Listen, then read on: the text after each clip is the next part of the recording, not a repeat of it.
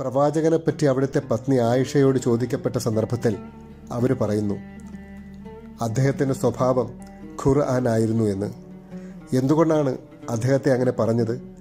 അദ്ദേഹം സൗമ്യശീലനും വിശാല മനസ്കനുമെല്ലാമായിരുന്നു.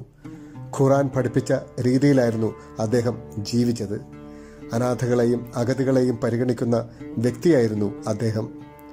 കഠിന ഹൃദയമുള്ള ഒമറിനെ ലോലഹൃദയനാക്കി മാറ്റിയതും ഖുർആൻ ആയിരുന്നു.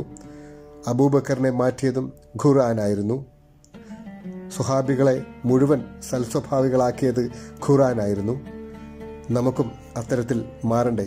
തീർച്ചയായും നാം മാറണമെന്ന് ചിന്തിക്കാതെ അള്ളാഹു നമ്മെ മാറ്റുകയില്ല. നാം മാറണമെങ്കിൽ ആദ്യം നാം സ്വയം തീരുമാനിക്കുക. അപ്പോൾ അള്ളാഹു നമ്മെ മാറ്റും, തീർച്ച തന്നെ.